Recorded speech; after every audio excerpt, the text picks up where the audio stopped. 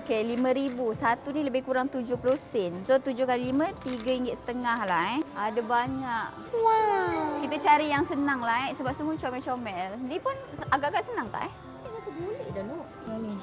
Yang ni angkat stand je. Aeroplane. Hentamlah lah bu. Rahim, ya Allah, tengku ada rezeki lah ya Allah. Bismillahirrahmanirrahim. Ini dah kira judi tak payah baca doa.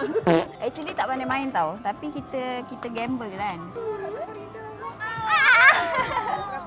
Dia tak berapa kuat kan. Kita tambah lagi satu sebab dia 3 coin. Dia ada 2. Bismillahirrahmanirrahim. Dia tak bagi main. Luruskan dia. Bagi kehangatan. Alah, kau kehangatan pula. Ada tak duit kecil? Bajet-bajet je, ya. Ni pejudi tegar. Tolong penjudi. Tolong penjudi pun bersebahaya juga.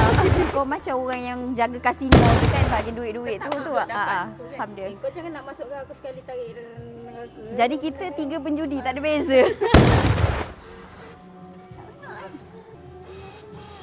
Duit ni tak laku. Duit yang lembek. Masih lagi Nampak sangat dia pun nak berjudi. Saya ada duit lembek. Dia nak lembek guys. Dia tegak-tegak ni dia tak nak, okey? Okey, ni tangan Fahri pula. Sebab Fahri ni lebih amatur dalam berjudi. Jadi kan buat umur yang salah. I wish dia kan kita takkan menang. Tak apalah. Kita dah tahu kita takkan menang. Kita just nak fun, okey?